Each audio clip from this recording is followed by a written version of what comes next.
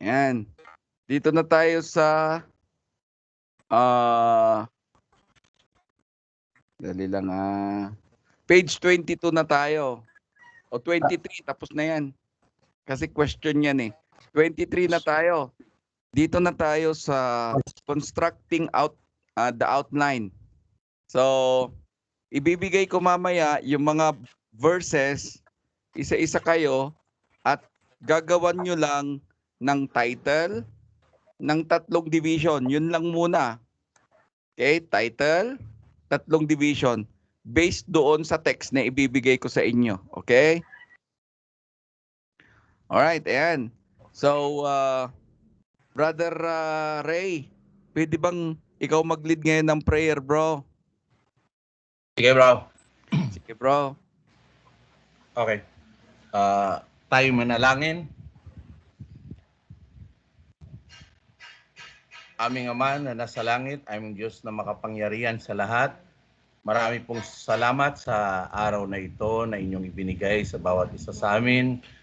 At kami po'y muli sama-sama makapag-aral ng inyong banal na salita, aming Ama. Aming Ama, maraming pong salamat sa araw na ito na muli po binigyan nyo kami ng panibagong buhay. Maraming salamat din po sa lahat ng mga biyaya, sa lahat ng mga ginawa nyo para sa aming pamumuhay, aming Ama. Aming Ama, kami po ay nananalangin na lagi nyo po kaming gabayan sa aming mga gawain, sa lahat ng aming mga pangangailangan, sa lahat ng aming mga kalusugan, ng aming pamilya, at sa bawat isa sa amin, aming Ama. Aming Ama, muli po, maraming salamat sa lahat. At lagi niyo po kaming gabayan at bigyan ng protection sa anumang klaseng mga sakit at mga masasamang bagay. Muli po, maraming salamat. Ito po ay aming panalangin sa pamagitan ng at sa pangalan ng inyong bugtong na anak na si Jesus ang aming Panginoon. Amen. Amen. Ayan, salamat, Brother Ray. So, dito na tayo sa lesson 6. So, basa, Brother Lucadio, ikaw magbasa. Page 23. Page 23. Good morning sa lahat. Basa natin ang constructing introduction. By now you are perhaps Brother Lucadio, hindi maganda yung signal ng pagbasa mo. Pananalita mo, mahina ata signal mo. Sige lang, makinig ka lang dyan. Brother Ray, ikaw magbasa, bro. Ako, bro. Oo, ikaw magbasa. Kasi medyo malakas yung signal mo. Sige, basahin ko itong nakalagay dito sa dito sa aking construction, the outline, introduction. By now, you are perhaps beginning to realize that effective gospel preaching takes more than simply a desire to preach. There is a background of preparation that is absolutely required. Not only is there the preparation conceptually, does a man know what a preacher is and what his job description really is? Is he preached in the area of the spiritual man, in other words, the kind of man who can back up what he has to say? These are very important. But there is another area of importance, the academics. This is the area of organization of the sermon, material in logical and sequential form, so that when we present the material, people will know what we are saying and when we are as we develop our lessons. Sige pa bro, last.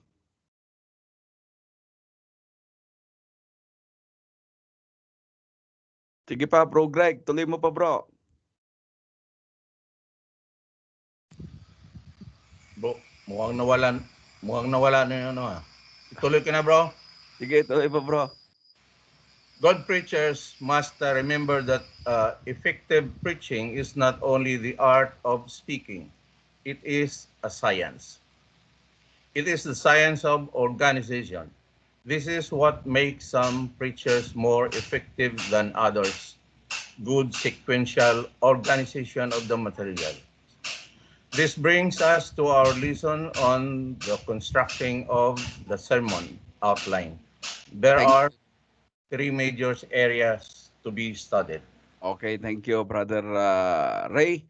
Thank you mga kapatid.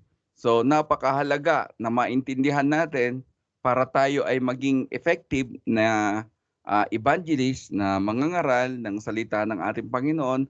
Napakahalaga na dapat isa sa atin ay i-desire yung pangangaral ng salita ng Panginoon. I give you an example, yung meron ako noon na bina-Bible study na kapatid. And then itong kapatid na to, Iglesia ni Cristo ito. Galing siya sa Iglesia ni Cristo.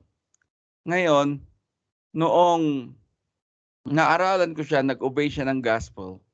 Ang sabi ko sa kanya, bro, darating ang araw, ikaw ay magiging preacher.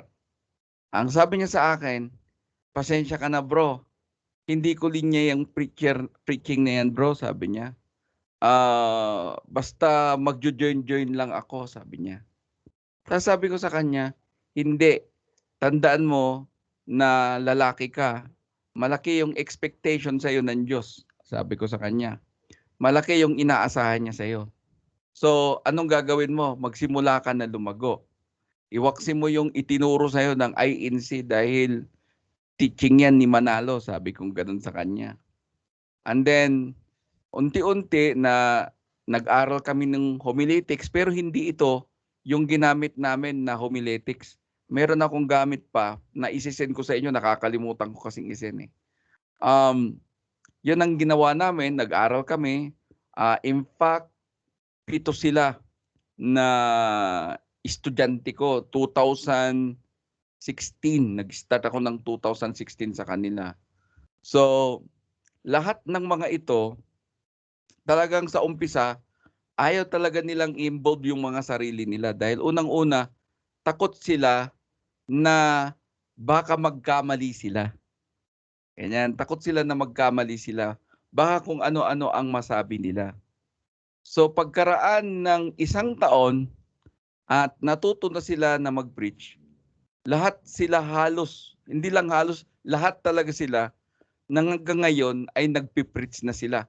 At yung tao na yon na sinasabi ko na sabi niya, hindi ko linya yan, ngayon kung saan-saan na siya nagpipreach. Nagpipreach siya sa Trinidad, kina Uncle Danny Padua, nagpipreach siya sa Sookan, at kung saan-saan na. Sabi ko sa kanya, ang layo na nang nararating mo, sabi ko sa kanya. So, yun yung bunga, ito pala yung bunga, sabi niya, ng pag-aaral, ng kung papaano matuto na mangaral, mag-preach on Sunday, sabi dito, sabi niya. So, ang isa na dapat ninyong tatandaan, ito lang yung lagi kong hinihingi sa inyo. Na every time na natututo tayo sa pangangaral, alam ko naman, meron na kayong experience sa pangangaral. I-develop lang natin ito ng konti. Okay, si Brother Ray nangangaral na, si Brother Philemon nangangaral na, si Brother Greg Amabe nangangaral na rin yan. Ganun din si Brother Eucadio. Aayusin lang natin ng konti para malaman natin kung ano yung mga do and don'ts, kung ano ba ang tamang paggawa ng outline. Kasi yung iba, ang ginagawa nila, nilalagay nila lahat, pati yung sasabihin nila. Kaya kung ganun ang gagawin mo, i-print mo na lang Lord's Day, tapos ibigay mo sa mga member. Mga kapatid, basahin nyo po. Yan po ang outline ko. Yan yung message ko. So hindi. more on skeleton outline. Ang gagawin natin is guide lang natin yung skeleton outline para hindi tayo mawala at kung saan-saan na yung kinikwento natin, kung saan-saan na tayo napupunta. Yun ang kagandahan ng outline. Okay? Huwag tayong mangangaral na wala tayong outline unless kung galamay mo na yung preaching mo, kung kabisado mo na.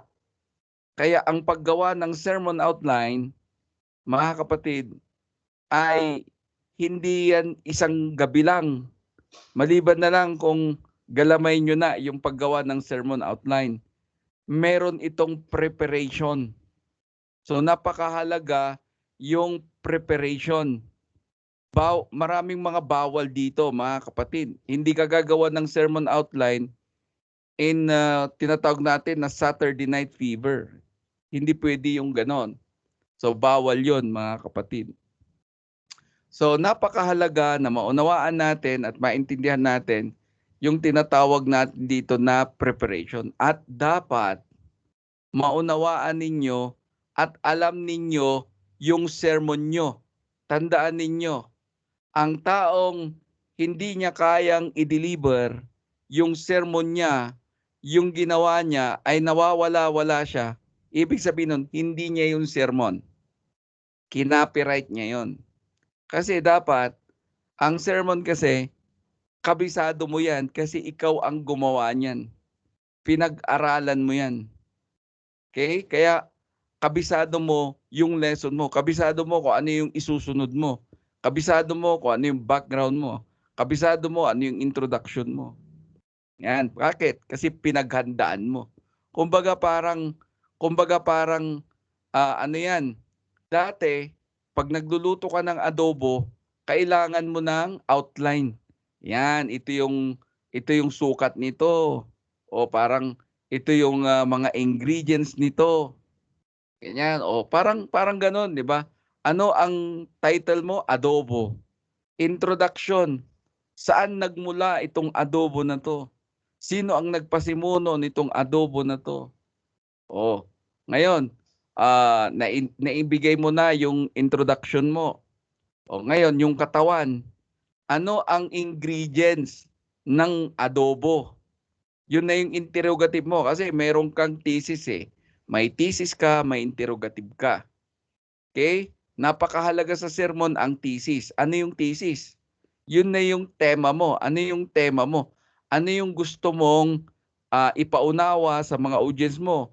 Ano ba yung gusto mong iparating sa mga audience mo? Ano ba yung pinakapunto ng message mo? Kumbaga yung aim, yung goal mo para maintindihan mo na ang adobo ay napakasarap. O ganon.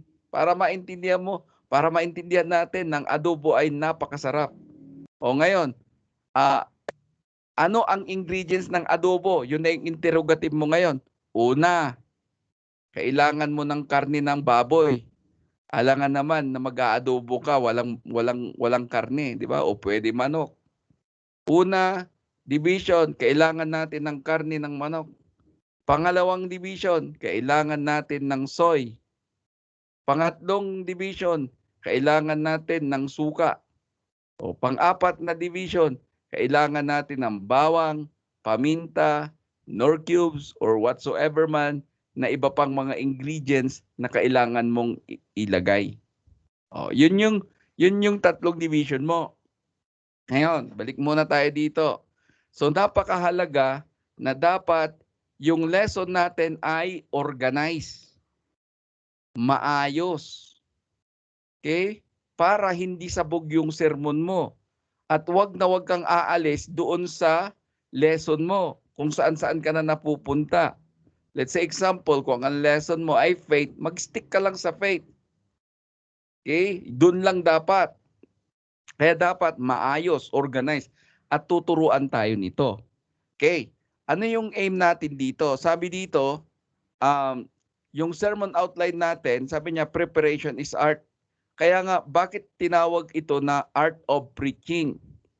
Or ginamit dito is science. Bakit science? Kasi may kaayusan.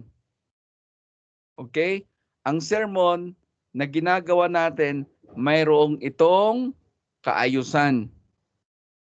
Yan. Ngayon, dito tayo sa preview. Makita natin dito yung study of philosophy of sermon preparation and delivery. Study a part of sermon outline. Ito na yung mga pag-aaralan natin. So dito, extemporaneous versus manuscript preaching. So napakahalaga mga kapatid. Ito pa muna, bago ko po didiscuss lang ito. No? Meron tayong iba't ibang klaseng sermon outline. Pakisulat na lang mga kapatid.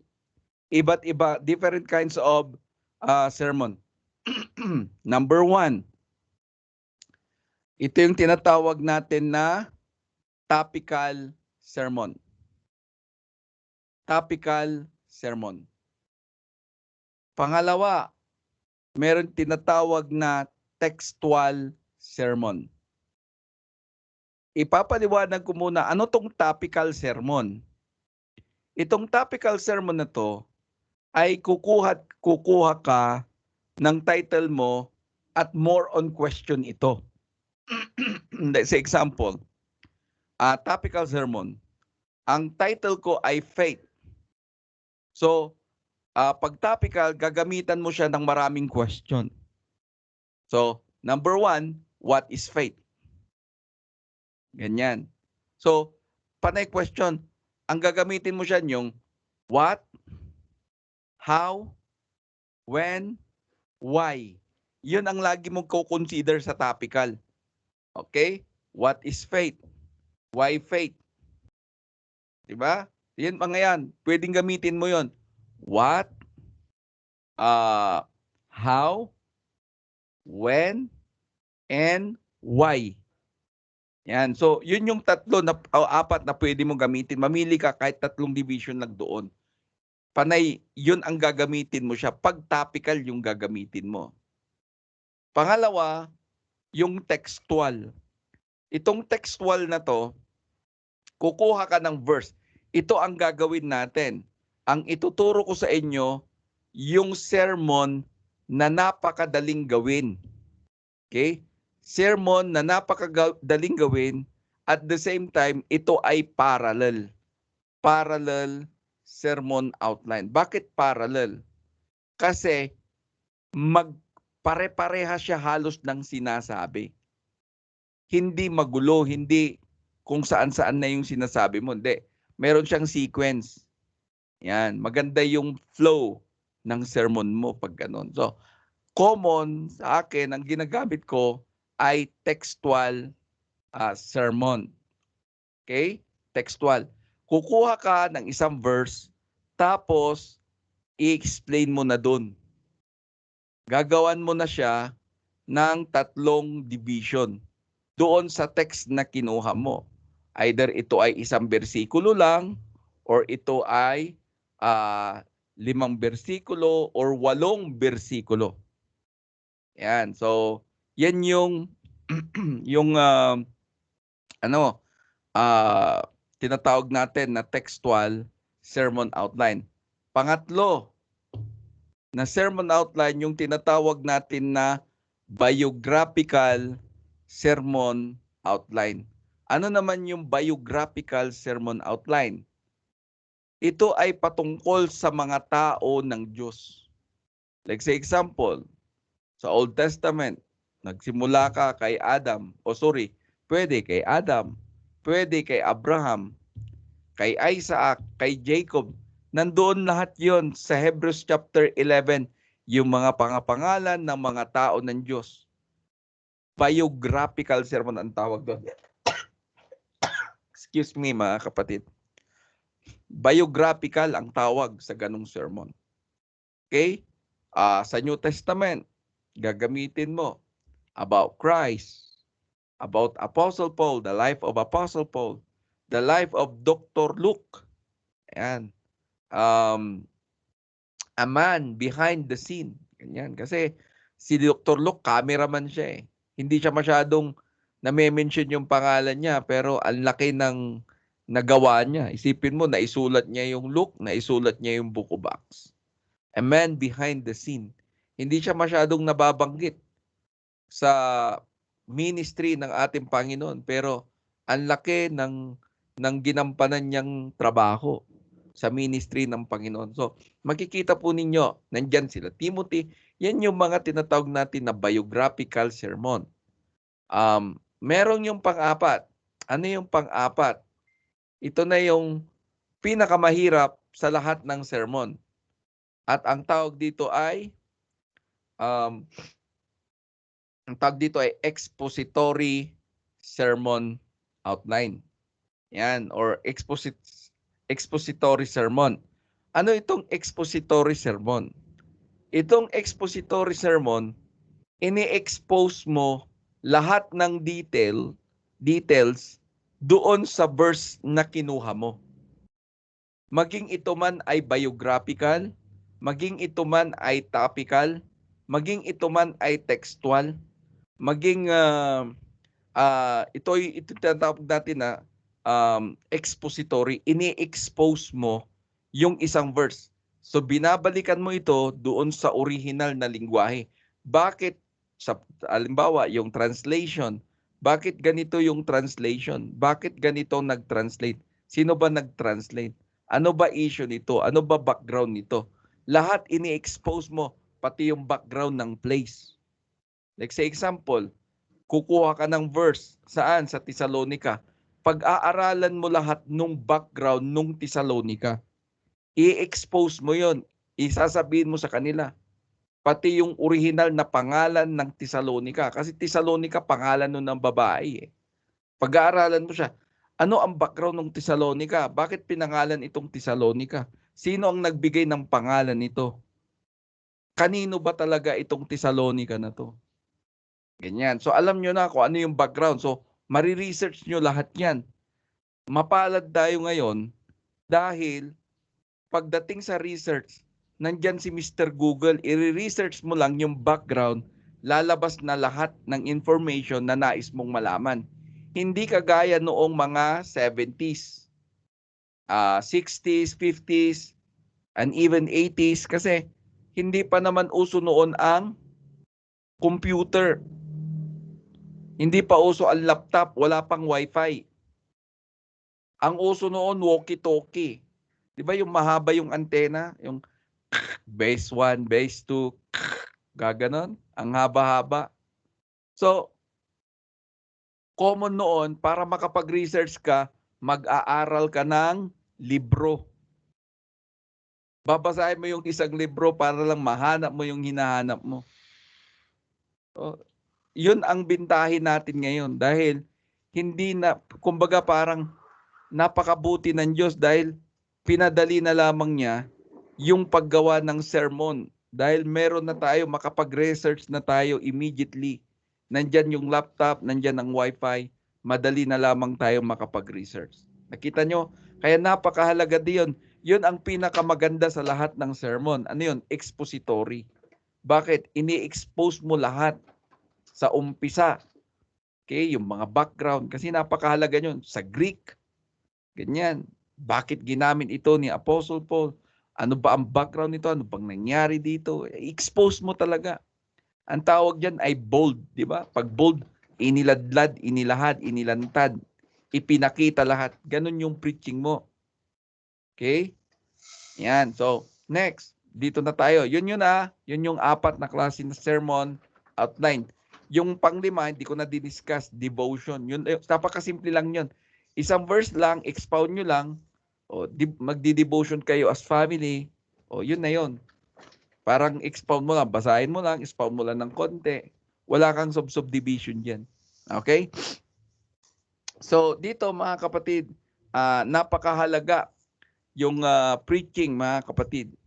So, spontaneously generation of extemporaneous preaching. So, dapat ay very courageous ka. Dapat very bold ka. Dapat tignan ninyo yung mga salamin ninyo. Sasabihin ko na dito, yung mga do and don'ts. Isulat nyo, mga kapatid, wala dito. Hindi ko alam kung nilagay kasi nila dito eh. Yung mga do and don'ts.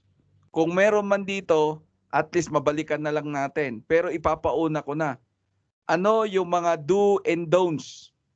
Number 1, sa do and don'ts. Yung mata mo hindi tumitingin dapat sa kesame. May mga nagpipreach, ang mata nakatingin sa kesame, hindi tumitingin sa tao. Naka-encounter na ba kayo ng ganon, mga kapatid? Na may nagpipreach, ang mata nakatingin sa salamin, nakatingin sa kesame. Tumitingin sa pinto, tumitingin sa bintana. Hindi niya tinitingnan ng audience niya. Kaya tuloy yung mga audience, go bro. Yes bro. Ginagawa namin yan bro pagka nag-i-estimate kami ng mga presyo. Selling price. Pwede. Pwede. Pero pag preacher ka, hindi ka dapat tumitingin sa kesame, mga kapatid. Sabi ng Panginoon, nakatingin ka sa taas eh. Tingnan mo tagnan mo yung mga tao ngayon. Mahihiyain ako bro eh. Diba? Nahihiya ako. So, kung nahihiya ka pa pala, ba't ka nagpipreach? Diba? Kaya nga magpipreach kasi tatanggalin mo yung hiya mo. Kaya para hindi ka mahiya, anong gagawin mo? Titignan mo na lang yung noo nung kaharap mo. Huwag mo na lang siyang titignan kung nahiya ka. Pero tignan mo yung noo mo para at least nakikita pa rin nila na sila ay tinitignan mo. Hindi yung mata mo nakatingin sa taas. Lingon ka ng lingon habang nagsasalita ka. Yun yung mga don'ts, mga kapatid. Ano pa yung mga don'ts? Ito yung mannerism. Yung mga mannerism natin, the way na nagpe-preach tayo. Ang sabi ng Panginoon, no? Sabi dito sa Bible, sa John 3:16, no? Panay lagi maririnig mo, no. Mannerism 'yon. Ano pa? Yung word na kapatid. Yan. Mga kapatid. Puro mga kapatid. Mga kapatid. Hindi ba putol-putol yung mga kapatid? Mannerism 'yon. So, iles mo 'yon, bawasan mo 'yon. Marami pang klaseng mannerism ang tao eh. Makikita mo kung ano yung keyword na paulit-ulit niyang binabanggit. So, yun ay iwasan. Okay, yun mga don'ts. Kasi masakit sa tayo ngayon, paulit-ulit. Ano pa? Titignan niyo yung projection ng mga kamay niyo. Pag nagpipreach kayo, meron ako na-observe, may nagpreach. Elder pa to Tapos, habang nagpipreach siya, yung kamay niya nagdi-dirty finger siya. Ang sabi na Diyos, nagdi-dirty finger siya. Pangit yun, di maganda yun. Yun yung mga bagay, tignan niyo yung mga projection ng mga kamay ninyo. Okay? Ano pa, yung mga do and don'ts, mga kapatid. Iwasan din natin yung self na, kumbaga parang sasadyain mo na magpatama. Kasi masama ang loob mo sa kapatid mo, patatamaan mo siya. Diba? Para lang makabaganti ako sa kanya, dadaanin ko to sa sermon. Hindi mga kapatid. Wag na wag niyong gagawin yon. Tandaan natin that the center of message is Christ. Hindi tayo, instrument lang tayo ng Panginoon. Pero ang sentro pa rin ng mensahe ng Diyos ay walang iba kundi ang ating Panginoong Hesukristo. At lagi kong paulit-ulit na ginagamit yung 1 Corinthians 1:18. That the message of the cross is foolishness, sabi doon. So, the message of the cross, hindi kaya ko sinasabi, hindi tayo yung nasa harap ng cross. Tayo yung nasa likod ng cross. At pinipreach natin si Kristo. Yan, okay? So next, dito na tayo. Baba na tayo ngayon. Dito na tayo sa Parts of sermon. Ito na yung parts of sermon. Number 1, introduction. Pangalawa, body. Pangatlo, conclusion. Okay? Ngayon, ito ayusin natin kasi may kulang ito. Dapat, number 1, title. May title ka. Pangalawa, introduction. Pangatlo, body. At conclusion. Ngayon, kukuha tayo ngayon ng bersikulo. Okay? Kuha tayo ng bersikulo. Simple lang muna tayo. Basic lang ito. Alam ko, alam nyo naman na to eh. Punta kayo sa John 14 verse 6. Ayan, gawan muna natin. Simple lang ito. Gagamitin natin textual sermon outline. Punta kayo sa John 14 verse 6. Ngayon, bibigyan nyo ng title. Wag na lang muna introduction. 3 division lang. Sige. Punta muna kayo. Okay? Ibigay nyo yung title. Title nyo hindi kayo pare-parehas. Title nyo, tapos 3 division lang. Sa John 14 verse 6. Ang laman nun, Jesus said, I am the way, the truth, and the life, and no one comes to the Father except through me. So unang-una, dapat ang title mo, catchy. Ano yung catchy? Yung bang very attractive pagka ang ganda naman ng title niya, ang ganda naman ng title, napaka-interesting pakinggan. So kumbaga parang sa adobo, merong presentation. Ayan. Basta nilapag mo lang, ganun na, di ba? Yung mga tao, grabe, ang ganda naman ng preparation niya. Ang ganda-ganda ng ayos niya ng pagluto ng adobo. Ganun yon mga kapatid. Parang cake. Naglapag ka ng cake, walang icing. Anong itsura ng cake mo? Cake lang siya, pero wala siyang kadating-dating. Kaya doon sa title mo pa lang, dapat may dating na. Sige, bibigyan ko kayo ng 2 minuto. Okay? Ibigay niyo yung title ninyo at pagkatapos, yung 3 division nyo muna. Yan. Okay. Go mga kapatid, 2 minuto. Babalikan ko kayo ng 2 minuto.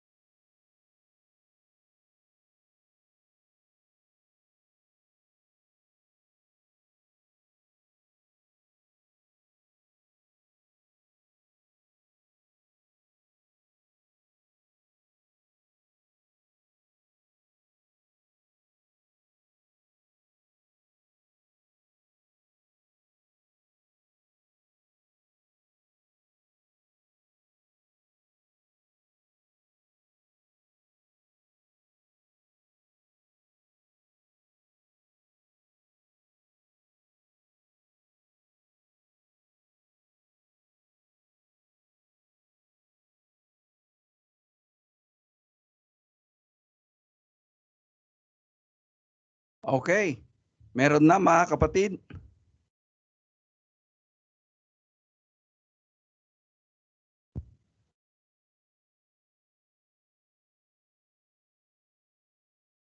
Okay na ba? Hello? Meron na.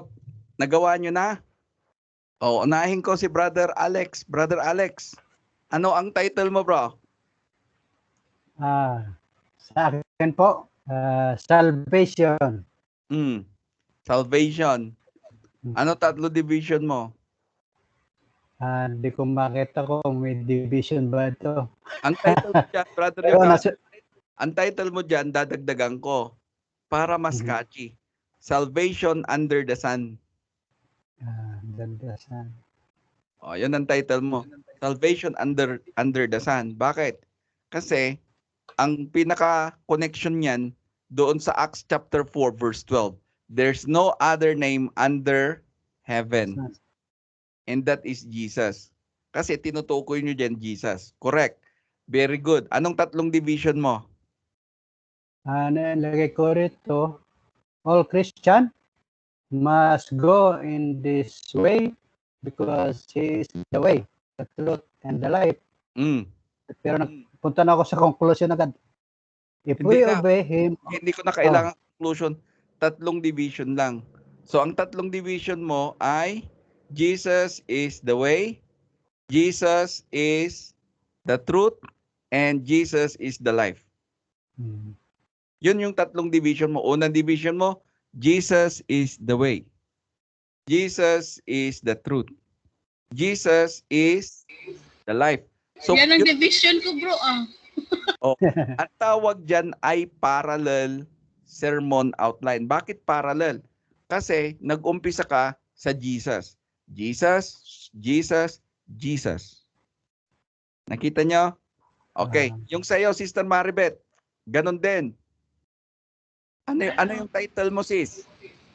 What does the way and the truth means in John 14:6? Ang ginawa Question. ko, hindi title yon. Ano ba? Question ko Ay eh. interrogative. Ang ginawa niyo po, pag may question, ang tawag dyan, interrogative. Interrogative para ma-expound mo yung unang division at pangalawang division mo. Tama yan. Kasi hindi ko pa natin yan eh. Ang gusto ko lang kasi makita dito is yung title nyo at saka yung tatlong division nyo. So ano yung title nyo dyan, Sister Maribeth? Babalikan ko kayo. Ikaw, Brother Ray, ano ang title mo, bro? Knowing Jesus. Ayan. Knowing Jesus. So, pwede, catchy din yan. So, Knowing Jesus. Knowing Jesus. Ano yung tatlong division mo rin, bro? Pareho, bro. Very good. Pareho yung the way, the truth. So, prehas. Tama yon. So, Jesus is the only way. Ganyan. Jesus is the only truth. Jesus is the only life. Yan. So, nakita ninyo, parallel lahat yon. Bakit? Jesus is the only. Jesus is the only. Jesus is the only. Yun ang tinatawag nating textual sermon outline. Ngayon, Brother Greg, ano sa'yo? Bro, yung title ko ay pwedeng Journey to Heaven. Journey to Heaven. Very good. Tama yon. Journey to Heaven. Anong tatlong division mo? Same din yun. This is the way, the only way. Very good. Nadali nyo. Si Brother Philemon. Nakikinig lang siya. Send mo na lang sa akin kung ano yung tatlong division mo, ha? Ayan. Next. Pangalawa, dito tayo sa introduction. 2 types of sermon introduction. Sabi dito ay personal. Pangalawa ay thematic. Okay? So, sabi dito, the 2 types of sermon introduction. So, ito, tuturuan tayo dito ng introduction, ha? This has no relationship with the material, the sermon. So, ibig sabihin nito, yung personal, ibig sabihin nito, maybe gumawa ka sinimulan mo yung sermon mo sa story. Ganyan. Nagkwento ka, Ganyan, yun yung umpisa mo. Yung introduction mo, wala siyang kinalaman doon sa text na ginamit mo. Okay? Pwede yung ganon. Gumamit ka ng story, ng kwento sa panimula ng iyong sermon. Pero wag yung sermon, wag yung kwento na kwentong barbero. Baka mamaya ang introduction ninyo kwentong barbero. Hindi. Totoo pa rin na nangyari, di ba? At nakakapulot yun ng lesson. Yan. So the preacher warning up to his audience or visiting, this is optional, not necessarily. Kasi nga, ang napakahalaga kasi sa sermon, based on the background of the text na binanggit mo or ginamit mo. Yun ang pinaka the best na introduction na pwede mong gamitin. At ito na yung tinatawag natin na thematic. Bakit thematic, mga kapatid? Kasi yung introduction mo based doon sa text na ginamit mo. Okay? Pinag-aralan mo yung background nito. Kaya nga, doon sa hermeneutics ninyo, laging tinuturo sa inyo dyan ni Brother Ed, nandyan na yung tinatawag na contextual investigation. Meron tayong tinatawag na immediate context, wider context, and whole Bible context. Doon kayo mag-rely sa background check. Iba-background check nyo yung verse na ginamit nyo. Doon kayo mag-rely sa introduction nyo. Okay? Pangalawa, the length of the introduction. Hindi yung ang haba-haba. Ang haba-haba ng introduction nyo. Mas mahaba pa yung introduction nyo kaysa sa mga subdivision nyo. Hindi pwede yung ganon. Ang haba-haba. Make it simple, mga kapatid. Okay? Gawin yung simple lang yung inyong introduction. At meron tayong tinatawag na isa pa dito, catchy. Ano yung catchy na sinasabi ko pa na isa dito? Hindi lamang yung title ninyo. Yung tinatawag na pagkuha ninyo ng attention ng audience nyo. Papaano nyo ba makukuha yung attention ng mga audience ninyo upang interesado sila na makinig sa'yo? Ganyan. Kasi yung iba, naboboard sila sa preaching mo. Yung iba, hikab ng hikab. Yung iba, natutulog. Yung iba, idlip ng idlip. Naiidlip. Di ba? Ginagawa kang sleeping pills. Bakit ginagawa kang sleeping pills? Bro. Go, bro. Tungkol diyan sa sa yung sa introduction o di kaya sa talagang sa topic mo na Kasi mayroong mga nakikinig ko minsan na para bang ang gusto nila yung natatawa sila. Yung parang natatawa sila dun sa pinipreach mo. Para bang yung hinahanap nila kailangan tumawa sila, parang gano'n. Bro. Hindi naman kuminsan mayroong mga hindi naman applicable yung magpapatawa ka dun sa topic mo. Ganito kasi yan. Kami kasi natutunan namin ito doon sa mga teacher din kasi namin kung papaano, not necessarily na sa sermon lagi kang magpatawa. Kasi sermon yan eh. Dapat seryosohin mo yan. Pero dapat titignan mo rin kasi yung audience mo. Ikaw kasi na preacher, ang tumutingin sa audience mo. Titignan mo, meron na bang inaantok. So, lalagyan mo siya ngayon ng medyo light ng konti. Para sa ganon, interesado sila doon sa preaching mo. Buhay na buhay yung preaching mo kasi pag ganon. Kaya yung iba, naantok sila kasi nga, yun nga yung sinasabi natin na nawawalan sila ng interest. Kasi pagka hindi inaantok yung audience mo, interesado sila doon sa lesson mo. Okay? Yung iba naman, kaya yan inaantok kasi napuyat. Mayroon din bro. Sige, mayroon din bro na yung mga kasi ang iba din pagka yung preaching mo is English. So syempre hindi masyadong maintindihan ng maraming mga talagang gusto yung Tagalog. Oo. Tagalog yung ano. Kaya So, nga. Kaya Napaka- Tagalog ang Oo. kailangan. Napakahalaga, Brother Ray, na gamitin natin yung native na language natin Mas madali maintindihan. kasi para mas maintindihan nila. Hmm. Ako mga kapatid, di naman ako talaga marunong sa English eh. Oo. Alam nyo kung sino taga-correct ko, yung darling ko eh. Kukorek niya ako kung ano yung maling grammar ko, babalikan ko ulit. Oh. O nung isang araw lang, sabi ko like example. Sabi kong ganun. Tapos sabi niya, hindi ganun. Dapat like for examples. Yun ang tama. Sabi niya ganun. O, isipin ko na naman. O nga, ano. Kasi yung darling ko kasi, ano yun eh, magaling sa grammar, sa English kasi. Manager yun ng ano eh, country club eh. Sanay sa mga ano. Sanay kumausap. Kaya sabi ko, tuwang-tuwa ako, may girlfriend akong ganito, tsaka taga-correct. Kasi minsan, tayo rin kasi, pag nagsasalita tayo, minsan di na natin iisip yung sinasabi natin, di ba? Basta nasabi natin, okay na. Pero sa iba, yung marunong tayo lang naman kasi ng mga Pilipino ang critic eh, di ba? Pagdating sa English, sa American, di naman sila critic kahit nga kahit nga mali-mali yung grammar mo eh. Wala silang pake, di ba? Pero kasi ng mga Pilipino kasi, ano tayo eh, kumbaga parang English pa, mali naman yung grammar niya, gaganon eh, di ba? Pero mas mabuti pa kausap yung mga ano talaga, yung mga Americans o British. Naiintindihan ka. Hindi lang sila, hindi ka ikikritik eh. Diba? Masaya pa nga sila eh. At least nakakapag-English ka eh. Pag Pilipino naman, di ba, pag nag-English ka, ano na, ikikriticize ka na, di ba? Ayan. Tama po yan.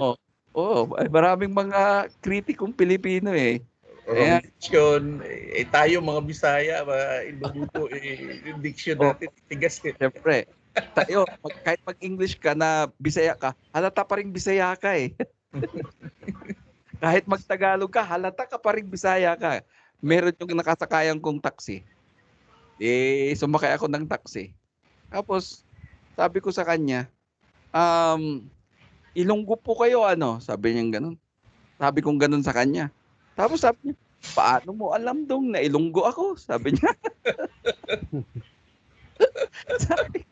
sabi ang galing mo naman dong na nahulaan mo ako. Ilonggo ako. Sabi niya ganun. Tuno, hindi na. Yung kanyang intonation eh. Doon mo na malalaman na Ilonggo siya, o Bisaya siya, o Pangasinan siya, di ba?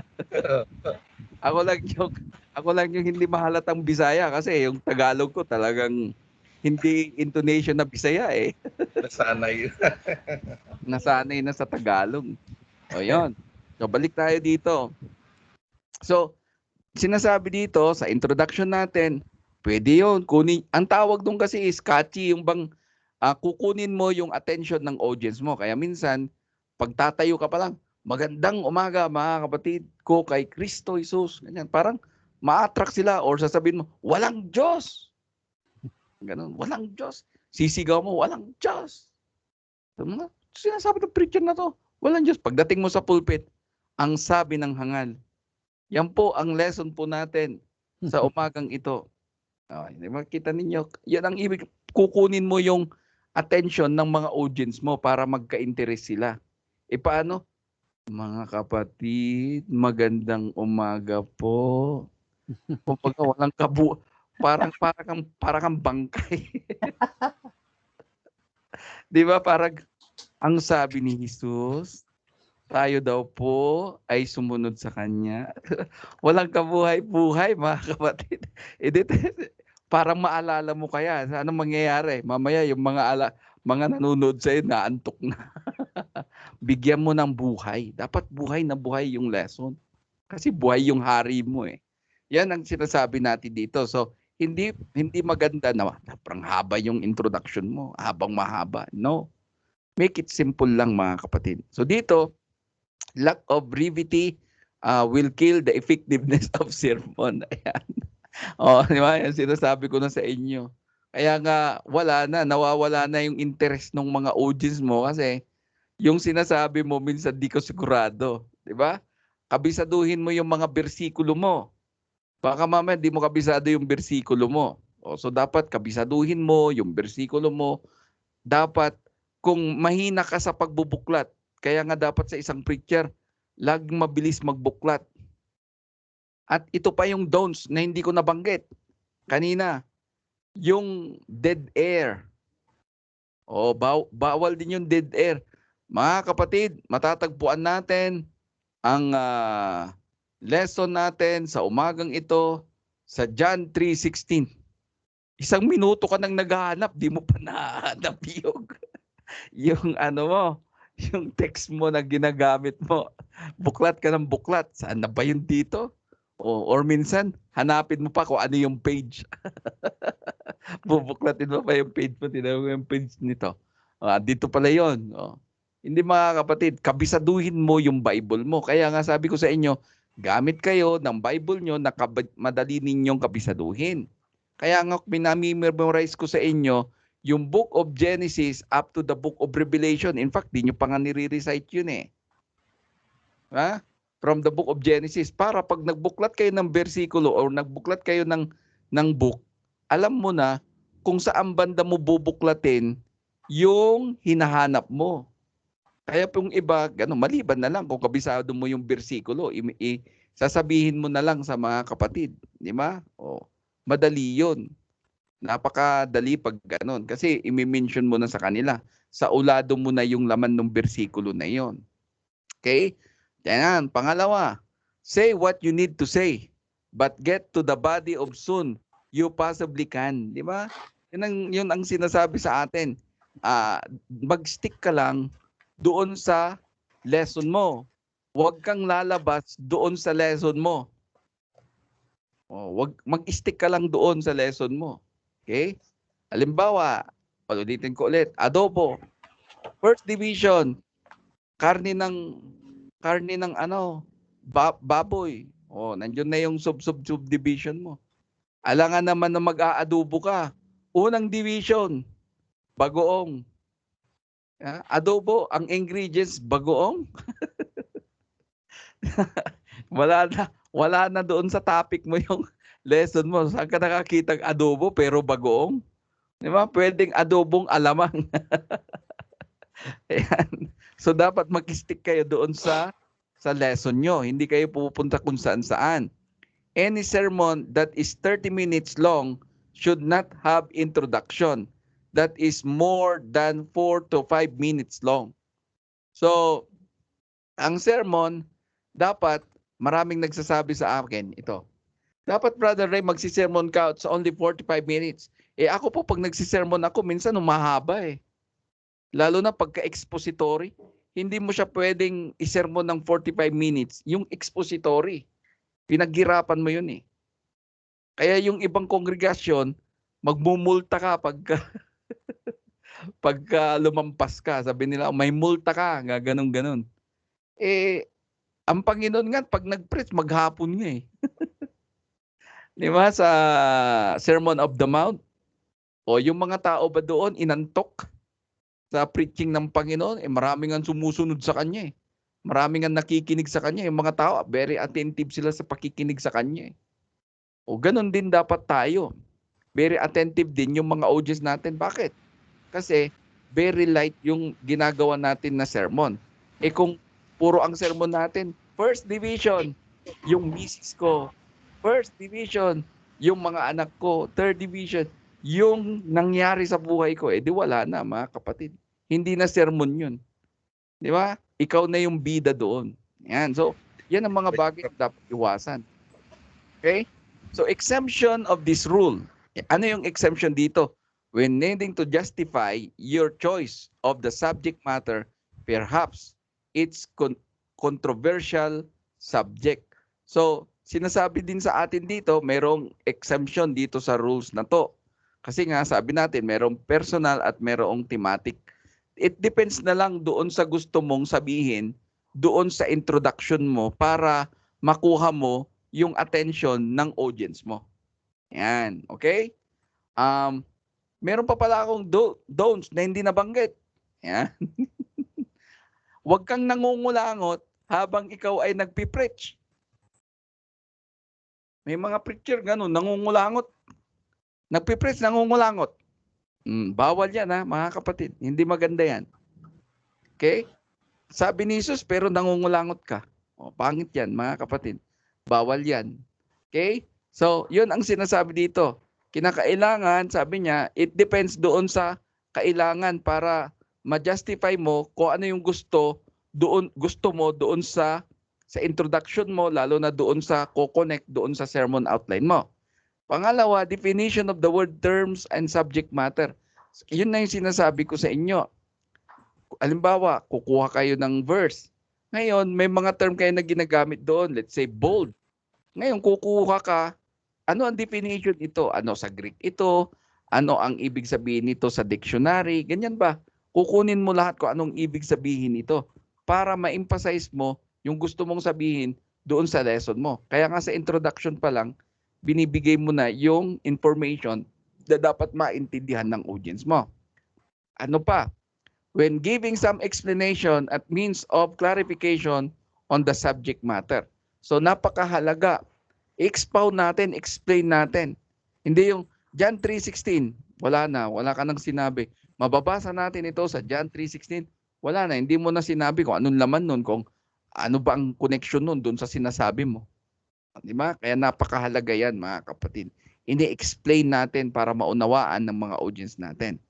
At tayo na mga preacher, wag na wag niyong kakalimutan lagi. Okay? Wag na wag niyong kakalimutan lagi na sabihan ng mga kapatid na magdala ng Bible at magdala ng notebook at ballpen. Mag-take note sila. Kasi part yan ng kanilang paglago. O halimbawa, ito na si Sister Maribeth. Malalaman mo na kung paano ang paggawa ng sermon outline, sister. Makikita mo, pagka naboboard ka doon sa preacher nyo, ikaw na ngayon yung gagawa ng sermon outline niya. Yung sinasabi niya, bubuuin mo sa isip mo at isusulat mo, ito yung title niya. Ito yung introduction niya. Ito yung 3 division niya. Sabi ko nga, nagtataka ako, there was a time na meron kaming kapatira dito sa Baguio. And then, ang layo ng bahay niya kasi ang biyahe from Baguio to Itogon, ibibiyahe ka pa na sa 1.5 hours. Tapos, ang layo-layo ng bahay niya. Ngayon, bumisita ako sa kanya. First time akong bumisita. Ngayon, nandun ako sa table nila. Kasama ko yung mga men at saka yung mga ladies namin. Mamaya, alam nyo naman ako, pag may nakita akong isang bagay, titignan ko. Ngayon, nakalapag doon, mga libro, mga notebook, tinitignan ko, binubuklat-buklat ko. Nakita ko yung isang notebook niya, punong-puno ng sermon outline. Sabi ko, paano mo nagawa tong sermon na to? Sabi kong ganun. Tapos bakit may mga pangapangalan? Yung pangalan ko nandun, pangalan ni philosopher nandun, pangalan ng mga preacher na nagpipreach, pati pangalan ni Brother Ed nandoon. Sabi ko, paano mo natutunan ito? Sabi ko sa kanya, tapos sabi niya, kasi yun yung sinasabi niyo. Sinusulat ko lang unang division, pangalawang division, pangatlong division. At nilalagay din niya yung mga sub-division. Nakabuo siya ng isang sabi ko nga, gusto ko ngang hingiin para ma-encourage yung iba. Sabi ko sa kanya, wow, sabi ko, ang ganda naman itong pagkakagawa mo. At binabalikan ko yan, sabi niya, pagka wala akong ginagawa, inaaral ko ulit yan, sabi niya sa akin. So, isipin ninyo mga kapatid, yun ang ibig kong sabihin.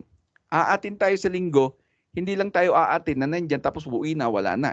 Hindi, aralin mo ulit yung lesson niya. Isipin mo, marami ka pang maidadagdag, marami ka pang gustong masabi doon sa sinasabi niya. Kita nyo mga kapatid. Now, balik pa tayo dito. Meron na lamang tayong 6 na minuto bago tayo mag-end. So, dito sa letter C. Yan. So, threefold purpose of the introduction. Gain the attention of the assembly. Ito na yung sinasabi ko kanina. Kunin ninyo yung atensyon ng mga audience nyo. So, habang habang naglalakad ka, pag halimbawa yung song leader, sabi niya, tawagin po natin ang ating mensahero na si Brother Ray. Ayan. Isidro. Ayan. Habang tumayo ka, nagsasalita ka na, magandang umaga po mga kapatid. Ang mensahe, habang naglalakad ka, ang mensahe ng Panginoon ay matatagpuan po natin dito po sa John 14 verse 6. Ayan. O, di, nakalagay na dyan. O, sasabihin mo na, ito po ang nasasabi. Basahin natin. Mga kapatid, buklatin nyo yung mga Biblia ninyo. Mahalaga na buksan ang Biblia natin. Sa pag-aaral na ito, buksan ang Biblia natin. Mag-take note kayo. Kunin mo yung attention nila. Pag aatin tayo, magdala kayo ng mga notebook. Kasi para matuto tayo. Hindi yung aatin tayo, tapos uuwi na tayo, wala na. Hindi ganon. Mag-take note kayo para pag uwi nyo ng bahay at wala kayong ginagawa, aralin nyo ulit itong lesson na ito. Yun ang encourage mo sa kanila. So, gain the attention of the assembly. Kunin mo yung attention nila upang mag-focus sila sa iyo. Pwedeng pagtayo mo, magsalita ka na, magsasabi ka na kung ano yung subject ng lesson mo, ganyan. Okay, kunin mo yung attention nila. At tignan mo sila isa-isa. Ngayon, kung merong inaantok, nakikita mo habang nagsasalita ka, at merong inaantok, especially kung Bible study, pwede mong i-mention yung pangalan niya. Di ba, Brother Greg? Ito yung, di ba, Brother Greg? Ito yung sinasabi ng Bible. Oh. Bakit? Ano yan? Biglang magiging attentive siya kasi binanggit mo yung pangalan niya. Okay? Pero, ang sasabihin ko sa inyo, huwag niyo siyang patatamaan na kung ano yung, hindi, bawal yun. Babanggitin mo lang yung pangalan niya for the purpose na maging attentive siya ulit kasi inaantok siya eh. Okay? Tandaan ninyo, common yan sa Churches of Christ na pagdating ng Lord's Day, maraming inaantok. Isa-isahin mo. Titignan mo yung mga antukin. Mga antukin to eh, di ba? Kaya mas maganda rin minsan maglagay ka ng kape doon sa likod. Oh. Kape kasi para di ba? Ganda 'yun. Oh, ano pa? Ito yung introduction mo. Telling a story that is fits the occasion. Kaya halimbawa, magse-sermon ka. Ngayon, ano bang araw ngayon? Ano bang day ngayon? Ano bang common ngayon? Ang All Saints Day. O piyesta ng patay. Tapos ang topic mo Valentine's. Wala sa occasion. Ngayon, December. Anong meron sa December? Ito ay Christmas. Ganon, 'di ba sa Christmas? So anong itatopic mo? Anong introduction ko dito para maganda, 'di ba?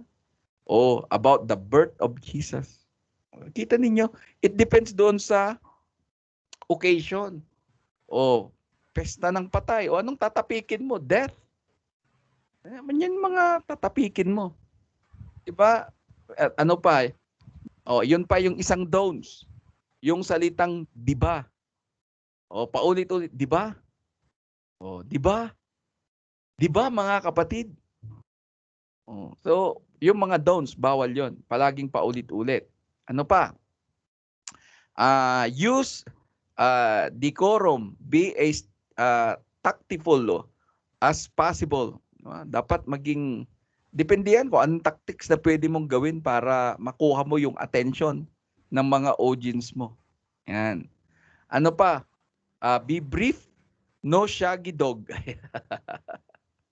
Ayan, parang nagtatahol-tahol ka lang. Pangit. Ayan. Keep the voice level.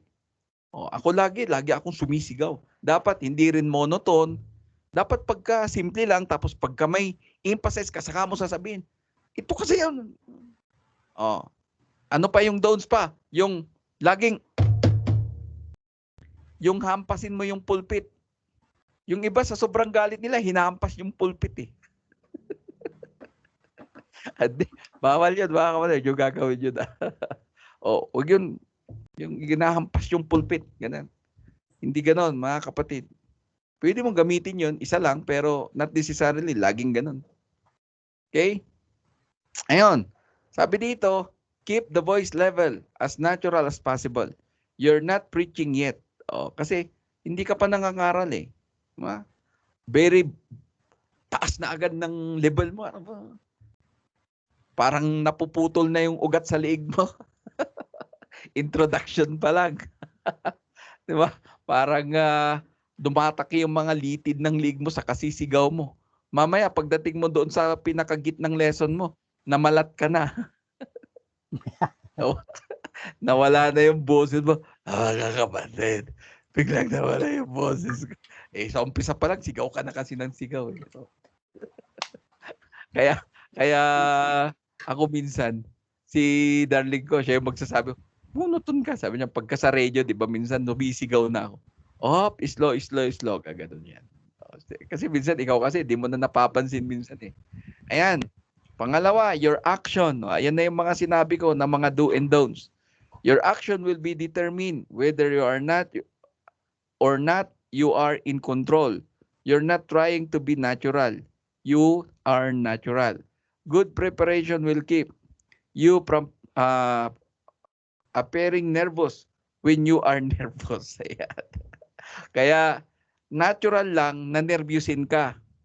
Brother Greg, pag nagsisermon ka, okay lang kabahan ka. Huwag lang nervyusin. Kasi pagka nininervyos ka, ang mangyayari dyan, mamimental block ka. Hindi mo na alam kung anong sasabihin mo. So, hindi dapat. Be natural. Huwag yung gagayahin natin yung mga ibang preacher sa mga sabi ni Lord. Sigaw-sigaw pa. Hallelujah! Praise the Lord! Ganun. Hindi tayo denomination. Mga kapatid. Hallelujah! Panay. Amen! Laging ganun eh. Pag nagpipreach ka, laging amen. Amen? Sabi ng mga membro, amen. Amen? Amen. Ganun lagi.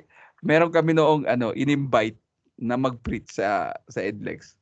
Tapos, every time nagsasabi siya, amen. Yung mga kapatid namin, hindi kami nag-amen. Amen?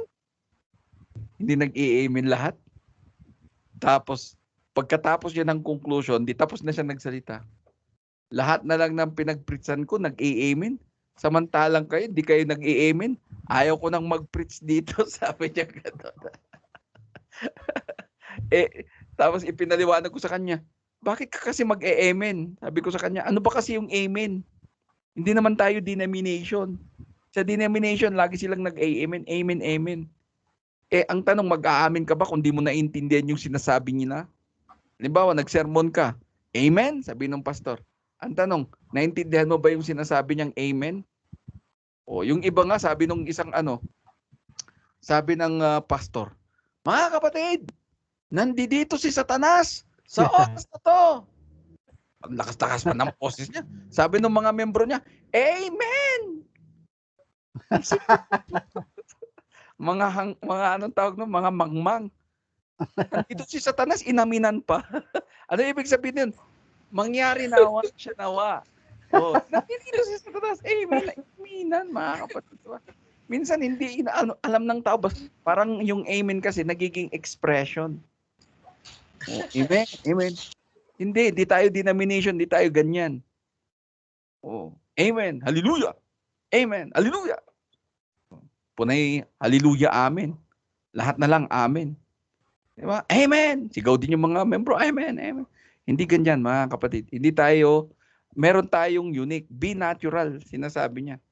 Diba? Natural lang yung sasabihin natin. Hindi yung kung ano-ano pang mga sasabihin natin. Or yung trying hard, pero hindi naman natural. Di ba? Ano pa?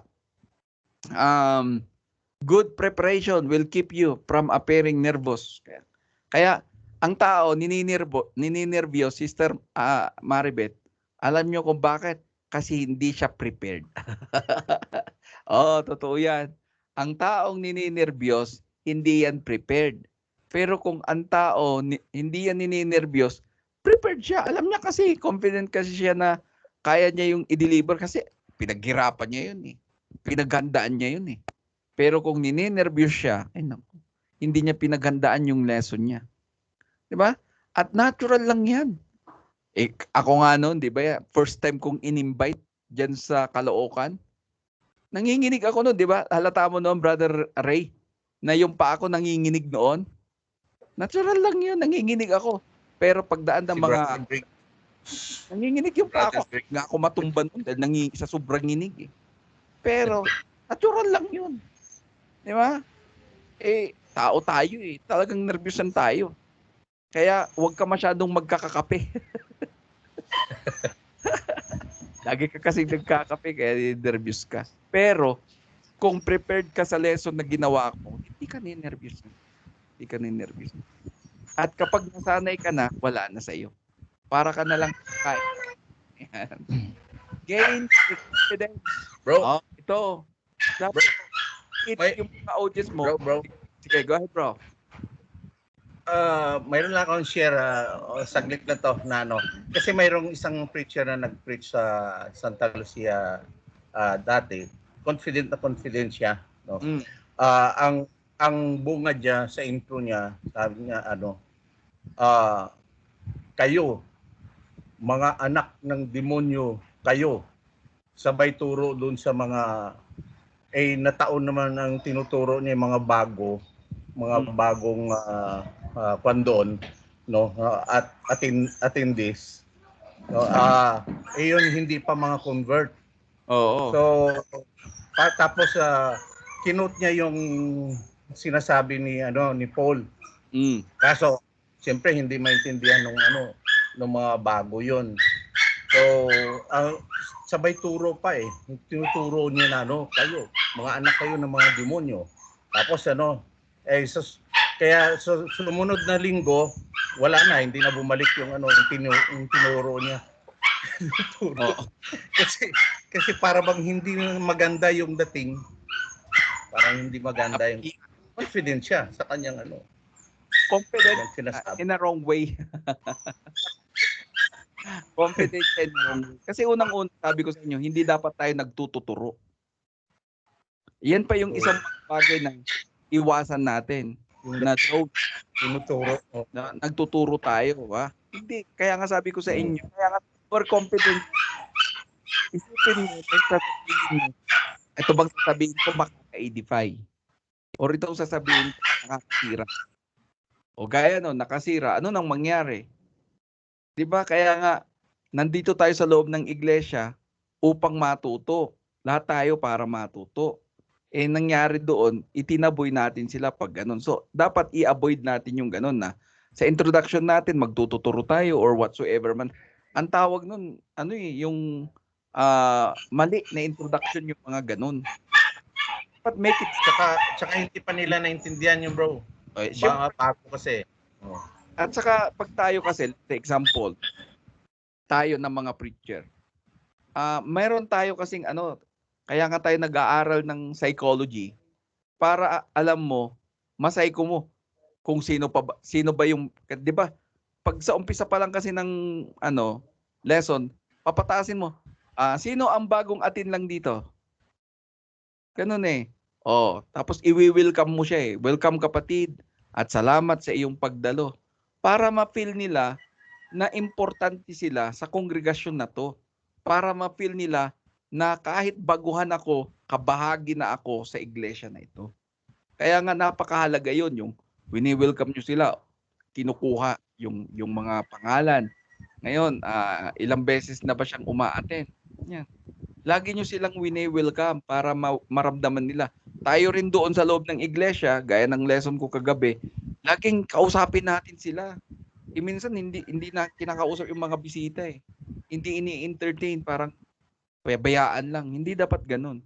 Kasi ang goal natin dito, maakay natin sila sa iglesia ng ating Panginoon. Yan. So, gaya niyan. Anong resulta niyan? Imbis effective yung lesson mo, ineffective kasi na-Istanbul may na-Istanbul. So, ingatan natin yun. Pangit yun. Di maganda yung Brother Ray. Huwag tayong magtuturo. Kasi baka yung tinuturo natin, babalik sa atin. Di ba? Isa lang yung tinuturo natin. Pero yung 5 daliri natin nakaturo sa atin. Kaya mahirap tuturo. Baka papaladra sa'yo. Ayan. So your action will whether or not you are in control. Ayan. You're not trying, nabasa na natin ito. Sabi dito, be confident in your speech. Dapat confident ka. Okay? Use good grammar. Ayan. Sabi dito, use good grammar. Sabi niya, you must be able to speak correctly in whatever language you speak. Kaya nga, be natural. Gamitin na lang natin yung natural language natin. Okay? If you are weak in the area of grammar, people will equate that as weakness in doctrine. So, mas maganda talaga yung native na lang na lingwahe gamitin natin. Okay? Para hindi pa tayo magkamali. Give the thesis statement. Kaya nga may tema ka. Okay? Introduction, thesis, interrogative. Mapag-aaralan nyo yan.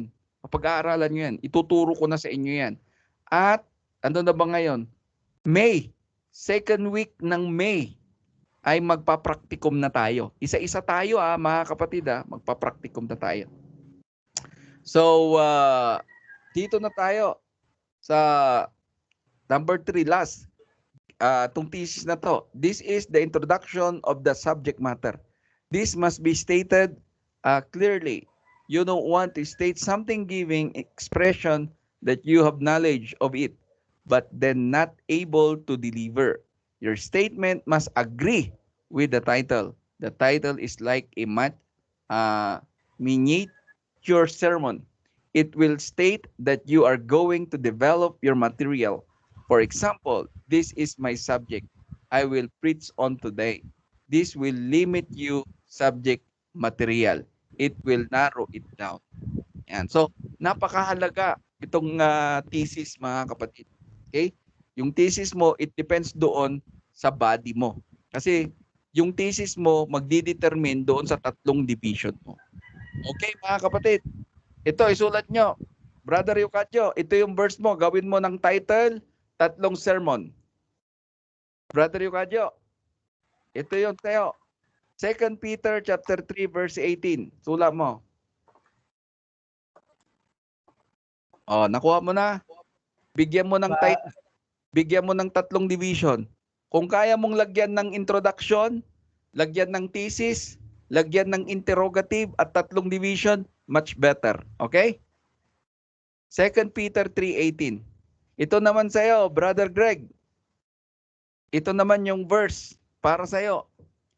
Ephesians chapter 4 verse 11 and 16.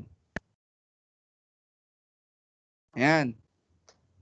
Ephesians chapter 4 verse 11 hanggang 16. Yan yung sa'yo, Brother Greg. Lagyan mo ng title, lagyan mo ng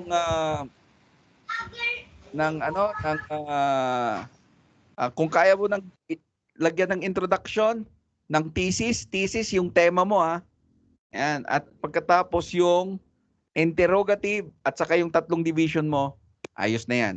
Okay? Brother Ray, ito naman yung para sa'yo. Okay? Ito Okay. para sa'yo. James chapter 1 verse 2 hanggang verse 5. James 1 chapter 2 verse chapter 1 verse 2 verse hanggang 2 hanggang verse 5. Okay. Ayan. Sister Maribeth, ito naman ang sayo. James chapter 1 verse 21 hanggang 25. Pareho kaming James. Opo, para sa kayong James. Brother 21 ng 25. Okay. ito naman ang para sa'yo. Okay? James chapter 4 verse 17, brother. James chapter 4 verse 17 hanggang 26. Ang haba naman yun, Brother Ray, sabi niya. Pero bibigyan kita ng clue dyan. Bibigyan kita ng clue. Ang parallel mo dyan, panay dynamic. Ayan, panay. Hindi naman as in dynamic, ano. Yung last mo dyan, dynamic faith. Dagdagan mo yung dalawa pa. Okay? So yan. Alright. So hanggang dito na lang tayo at ako po ay pupunta sa PCBS. Bye-bye mga kapatid. Ingat tayong lahat. Salamat, Bro Ray. Maraming Ingat. Praying sa inyo lagi dyan. Bye-bye. God bless. Bye, Sister Maribeth. Bye-bye, Brother Philemon, Brother Lucadio, Brother Ray. Okay. God bless. God bless. God bless. Thank you. Okay.